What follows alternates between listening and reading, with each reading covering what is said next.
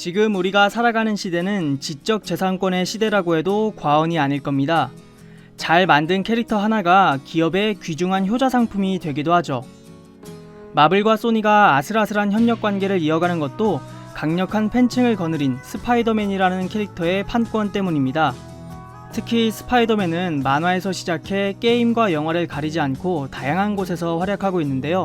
훌륭한 IP의 대표적인 예시라고 할 수 있죠.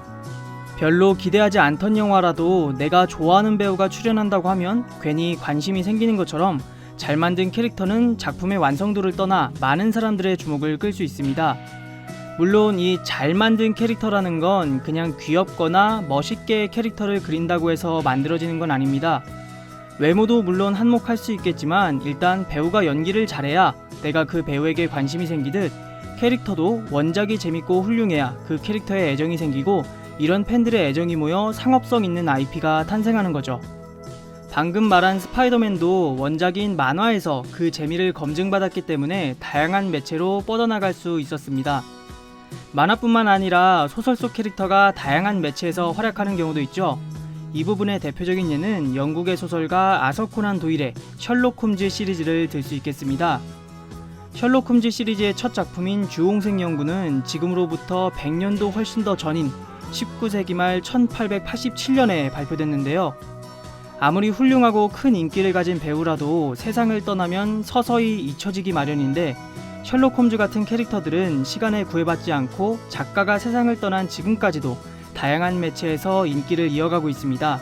게다가 기존 캐릭터의 원형에서 머무르지 않고 영국 드라마 셜록처럼 현대식으로 새롭게 재창조되기도 하죠.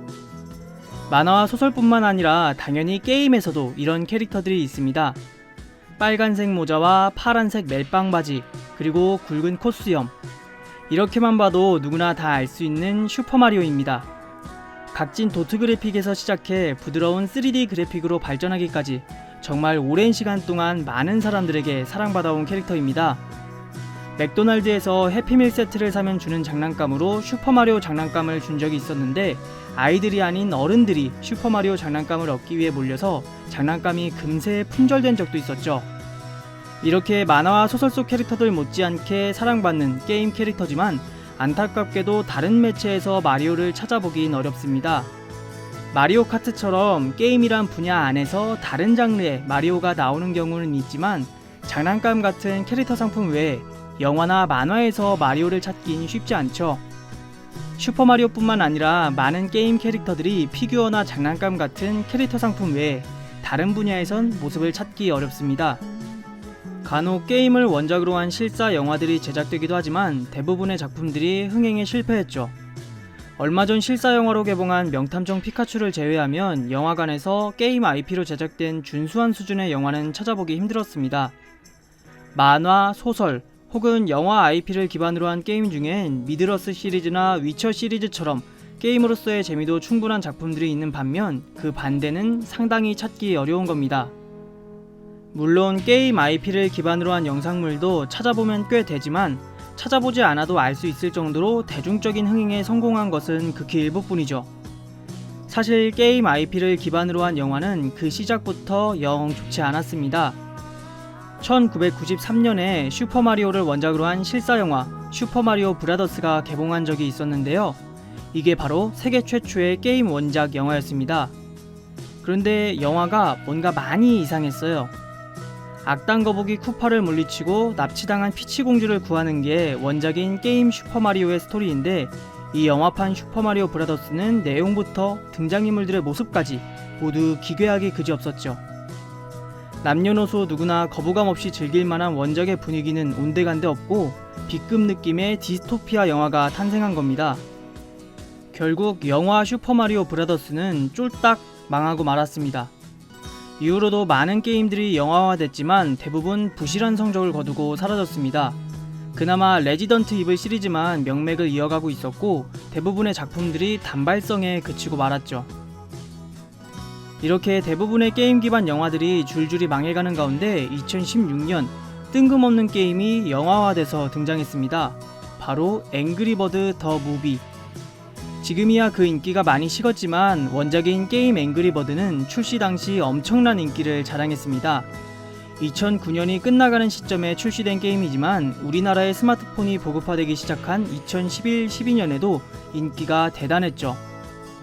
많은 분들이 스마트폰에 애니판과 더불어 아마 한 번쯤은 설치됐었을 겁니다. 그러나 영화 버전이 개봉한 2016년쯤엔 그 명성이 많이 퇴색한 상태였죠. 앵그리버드 말고도 많은 모바일 게임들이 출시됐고 여전히 똑같은 게임 방식의 앵그리버드를 유저들은 더 이상 즐겨하지 않게 됐습니다. 앵그리버드라는 IP의 파워가 많이 떨어진 거죠. 그런 상태에서 영화 개봉이라니 좀 뜬금없는 타이밍이었습니다. 게다가 주인공인 레드의 모습도 원작과는 많이 달랐습니다. 디자인 자체는 귀여웠지만 원작의 팬들에게 어필하기엔 조금 낯선 모습이었죠. 결과적으로 앵그리버드 더 무비에 대한 평가는 그다지 좋지 않았습니다. 하지만 평가와 흥행이 항상 비례하는 것은 아니죠. 의외로 준수한 흥행 성적을 거둔 앵그리버드 더 무비는 1편의 흥행에 힘입어 2편까지 제작하게 됐습니다. 그리고 그게 바로 이번에 개봉한 앵그리버드 2입니다. 1편의 흥행에 힘입어 제작됐다고는 하지만 사실 앵그리버드 시리즈의 미래가 그다지 밝은 것은 아니었습니다. 앞에서도 말했다시피 앵그리버드는 게임을 원작으로 하고 있는데 제작사인 로비오 엔터테인먼트의 상황이 그다지 좋지 않기 때문이었죠. 로비오 엔터테인먼트는 모바일 게임 앵그리버드로 흥행에 성공한 후 몇몇 새로운 게임들을 내놓기도 했지만 모두 앵그리버드만한 실적을 내지는 못했습니다. 자연스레 대부분의 사업과 후속 작품들이 앵그리버드에 집중됐죠. 이렇게 앵그리버드 하나에 회사의 모든 걸 걸고 있다 보니 앵그리버드의 인기 하락과 동시에 회사의 실적도 떨어지기 시작했습니다. 앵그리버드 더 무비를 제작한 것도 앵그리버드라는 IP의 인기를 등에 업어 흥행하고자 한 게 아닌 죽어가는 IP를 살리기 위한 몸부림이었던 거죠. 다행히 영화가 준수한 성적을 거뒀고 로비오 엔터테인먼트는 실적을 어느 정도 회복해 2017년엔 주식시장 상장에도 성공했습니다. 하지만 곧바로 다시 내리막길을 걷기 시작해서 2018년 2월엔 주가가 상장 당시의 반도 안 되게 폭락하고 말았죠. 이후로 큰 성장세를 보이지 않던 로비오 엔터테인먼트는 2019년 들어서 다시 주가가 상향세를 보이고 있습니다. 그러나 여전히 상장 당시에 비하면 턱없이 낮은 수준입니다.